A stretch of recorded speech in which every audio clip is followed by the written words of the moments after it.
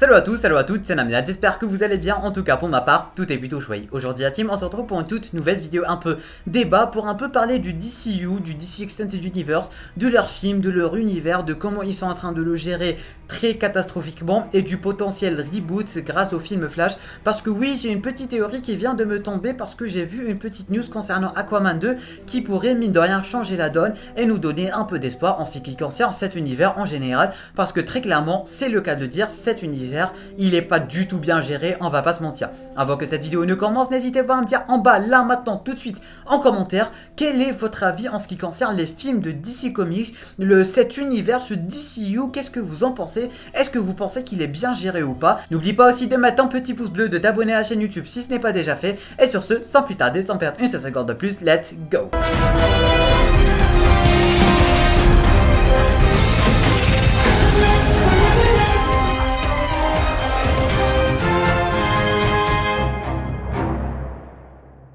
Alors, que dire à propos du DCU, du DC Extended Universe, des films de DC, appelez ça comme vous voulez. Bah, première des choses à dire que c'est dégueulasse, hein, c'est dégueulasse. Ils ont de très bons films, mais c'est très mal géré. Ça avait bien commencé, on avait de l'espoir. Ça a commencé avec du Man of Steel, du Batman v Superman, le Batman de Ben Affleck, Wonder Woman de Gal Gadot, Jason Momoa en Aquaman qui a eu un excellent film, Shazam, un très bon film, mine de rien. Bon, c'est vrai qu'il a beaucoup de haine ce film, mais il faut vraiment se dire que ce film est centré sur un mec de 12 ans. C'est vrai que ça se voit pas, mais il a 12 ans. Du coup, tout ce second degré, tout cet humour, bah c'est tout à fait normal en fait, et il faut enlever cette haine parce que il a 12 ans, il n'y a rien à dire. C'est pour ça qu'il faut un peu changer sa façon de voir ce film. Et détrompez-vous, on va revoir la même chose dans Shazam 2 Fury of the Gods, mais il faut juste changer un peu sa façon de voir le film, qui est mine de rien super sympa. Il y a aussi Birds of Prey qui est un bon divertissement sans plus. C'était super cool de voir Harley Quinn se débrouiller. Vraiment, ils ont de très bons films et un bon univers avec de bonnes bases, si on peut dire ça comme ça. Sauf que ça a commencé à flopper en 2016 avec Monsieur Suicide Squad, qui était mine de rien un film que tout le monde attendait, surtout avec cette nouvelle version du Joker et tout que tout le monde attendait. Bah au final ce truc de virer un réalisateur et remettre un nouveau, bah ça leur a pas trop marché, et ça s'est vu dans les critiques et dans les box-office tout simplement, et ils se sont dit pourquoi pas ne refaire ça en 2017, parce que oui, je tiens à préciser que ça soit la Snyder Cut, enfin la Justice League ou Suicide Squad, ça a tout simplement été la même histoire, hein. Suicide Squad, ils ont viré David Ayer, bon ils l'ont pas viré mais c'est aussi une grande histoire que ça, et Justice League, bah Zack Snyder s'est cassé, tout simplement c'est la même chose. Ils ont pas compris que s'ils changent la réalisation, bah ça va changer toute la vision du film, et du coup le film va être divisé entre deux visions différentes, et du coup ça va flopper. C'est arrivé avec Suicide Squad, ils se sont dit vas-y on tente le coup avec Justice League en enlevant quasiment 3 heures du film et en laissant 1h30 pour voir ce que ça va donner, et bah spoiler, ça a rien donné que dalle. Finalement, quasiment 4 ans voire 5 ans après tout ceci, on a enfin eu notre Snyder Cut, qui est la version Justice League imaginée par Zack Snyder en 2017, comme on devait l'avoir, qui a finalement surpris tout le monde et a été super à la hauteur des attentes malgré que ça se dit pas. Et du coup, quel futur pour cet univers en fait, parce que jusque là, que vous le savez ou non, bah ils ont en quelque sorte viré Henry Cavill sans le virer le jour de son anniversaire, en annonçant un Superman noir qui va reboot tout l'univers. Ils ont en quelque sorte aussi viré Ben Affleck, mais ils lui ont dit vas-y on peut te laisser une petite flash pour Flash, enfin une petite place pour Flash pardon, mais vraiment une très petite. Gal Gadot, elle est toujours là pour avoir un troisième film, malgré que son deuxième film, bah c'était pas trop ça, malgré que c'était un bon divertissement, mais sans plus. Shazam, il est hors chronologie, c'est comme s'il n'existait pas. Aquaman, très bon film, très bon univers, ils savent pas l'utiliser. D'un autre côté, ils se sont dit vas-y on va démarrer un nouvel univers, bon pas vraiment un univers mais un standalone si on peut dire ça comme ça, avec The Batman, qui juste avec une seule bande-annonce, avec un seul teaser, a super bien marché.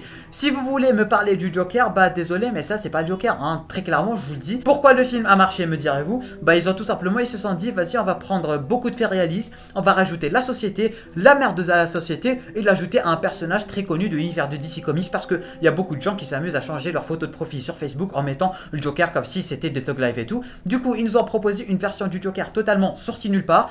Bah désolé mais c'est pas le Joker, hein. Pour moi c'est pas le Joker, d'autant plus que le mec il a 60 ans alors que Batman il est petit.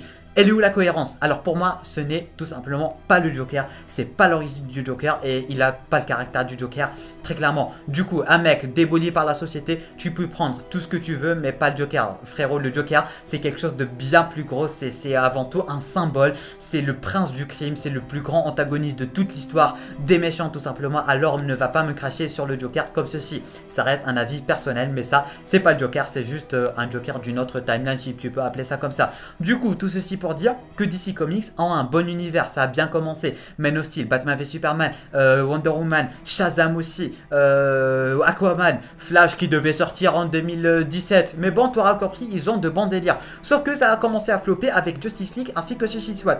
Et c'est là qu'ils se sont dit tout simplement qu'il fallait arrêter et faire chacun de son côté et oublier l'univers partagé. Mais pas vraiment. Parfois, il oublie, mais parfois tu peux voir Superman juste par là, mais tu vois pas son visage dans Shazam.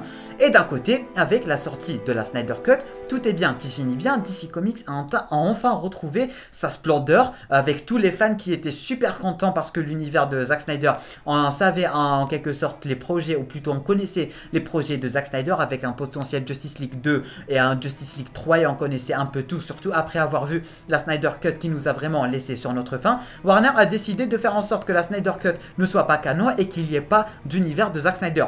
Tout ceci pour vous dire que Man of Steel, il a existé pour rien, Batman v Superman a existé pour rien, Wonder Woman de Gal Gadot, elle a existé pour rien, mais d'un côté, pas vraiment pour rien vu qu'elle va avoir ses films. Même chose pour Jason Momoa, pour Shazam, ainsi que pour les autres super-héros, même pour The Flash plutôt.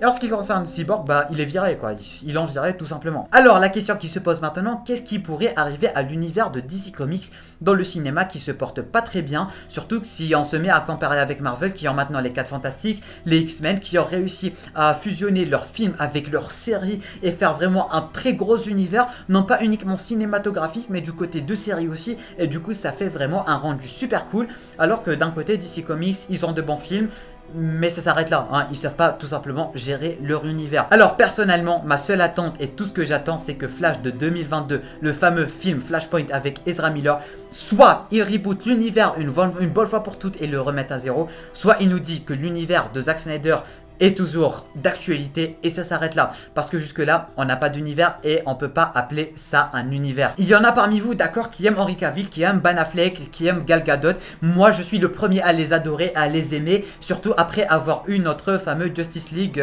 Zack Snyder tout simplement. Mais sauf que maintenant la team, il va vraiment falloir qu'ils se décident très clairement. Vous voulez nous donner l'univers de Zack Snyder, vous nous le donnez, vous voulez pas, bah vous mettez un terme à votre univers qui pue très clairement la merde, malgré que les films sont excellents, mais en tant qu'univers, bah ça sert à rien, ça sert à rien. Et du coup, soit vous nous donnez l'univers dont on a besoin, allô Zack Snyder, tu reviens, ça s'arrête là, un univers hélas dark avec la vision de Zack Snyder, mais un bon univers, soit vous prenez l'univers, vous le reboot une bonne fois pour toutes avec le film Flash, soit vous prenez de nouveaux acteurs, vous nous prenez un nouveau Batman, un nouveau Superman, de nouveaux acteurs, vous nous fondez un tout nouvel univers, chacun son film, puis après un univers un peu comme le MCU, soit vous nous dites que vous reprenez les acteurs, soit vous nous dites que vous laissez les acteurs, vous ramenez Henry Cavill, vous lui mettez un petit col, comme ça va faire un peu New 52, et du coup ça le reboot, vous ramenez Wonder Woman, vous enlevez le côté doré, vous mettez un côté argenté, vous ramenez Ben Affleck, vous lui mettez des oreilles un peu plus lents, et ça fait l'affaire, et soit vous nous ramenez d'autres acteurs, ou vous basez votre univers sur l'univers de Matt Reeves, de Batman, qui est très clairement, qui s'annonce super sympa, juste avec un seul trailer quand même. Du coup il va vraiment falloir se décider, parce que là, en tant que fan, en tant qu'univers, bah on n'en peut plus, la team vraiment on n'en peut plus. DC Comics, ou plutôt Warner, il va falloir que vous faites quelque chose. Vous avez de très bonnes séries, vraiment d'excellentes séries, mais du côté de film, il va vraiment falloir vous décider parce que vous êtes trop éparpillés. Bon, je sais pas pourquoi je leur parle à la troisième personne malgré qu'ils m'écoutent pas, mais vous aurez compris ce que je veux dire. Du coup, qu'est-ce qui va fonder ma théorie sur le fait que le film, ou plutôt que l'univers en général, va être reboot? C'est tout simplement une news qui vient de tomber à l'instant, au moment où je tourne cette vidéo, qui dit que Jason Momoa va tout simplement mettre de la teinture sur ses cheveux et devenir blanc pour faire un comics accurate Aquaman, plutôt un Aquaman fidèle aux comics. Et du coup, vu que dans Justice League, il est censé avoir toujours les cheveux noirs et dans son film, il est censé avoir les cheveux noirs, comment expliquer le fait qu'il va tout simplement changer ses cheveux? Je ne vois une seule solution, Flash, voyage dans le temps, Flashpoint, tu rebootes l'univers, mais tu laisses quelques acteurs. Du coup, tu veux reboot l'univers, tu peux laisser Aquaman, tu lui mets de la teinture, tu peux laisser Wonder Woman qui est juste excellente, tu lui changes son costume. Batman ainsi que Superman, apparemment, bah il n'y a plus de projet pour eux. Alors d'accord, ramenez de nouveaux acteurs qui sont compétents pour jouer les rôles, tout simplement. Fondez-nous une nouvelle Justice League, un nouveau Cyborg. Shazam, vous le laissez tel qu'il est parce qu'il est juste génial. Et ça s'arrête là. Vous voulez reboot, vous voulez pas reboot, vous décidez. Très clairement, il faut se décider parce que très clairement, l'univers, il se porte pas très bien, il se porte même très mal. Et du coup, Flashpoint serait la seule et unique solution pour que l'univers de DC Comics dans les films pourrait reprendre sa splendeur. Et vraiment, si vous rebootez, toute nouvelle histoire, toute nouvelle ardoise blanche, si on peut dire ça comme ça, tout est bien qui finit bien, ou du moins tout est bien qui commence bien. Et les fans seront contents, on aura enfin notre univers. À un certain moment, ils vont devoir aussi enlever les séries pour les mettre tous dans l'univers un peu comme le MCU. Et tout va bien se passer, que ce soit pour nous ou pour eux. Question argent, question série, question film, question acteur et compagnie. Vous ramenez des jeunes acteurs, ils vont jouer leur rôle, ils vont rester. Vous nous baptisez un bon univers bien comme il faut, un peu comme ce que vous avez fait, un peu comme le DC Animated Movies Universe qui a été vraiment super bien fait. Si vous avez fait la même chose avec votre univers, bah c'est bon, même Marvel ils pourront rien faire. Tout ceci pour dire que l'univers DC Comics a deux solutions, soit il reboot, tout est bien qui finit bien, soit il reboot pas et c'est clairement la merde et la catastrophe. N'hésitez pas à me dire en bas en commentaire qu'est-ce que vous pensez de tout cela, de cette théorie qui dit que Flash pourrait tout simplement reboot l'univers une bonne fois pour toutes. On en a très clairement besoin et l'univers en a très clairement besoin. N'oublie pas de mettre le petit pouce bleu, de t'abonner à la chaîne YouTube si tu aimes le contenu de cette chaîne et moi je te dis à très bientôt pour une toute nouvelle vidéo. C'était Namiat, portez-vous.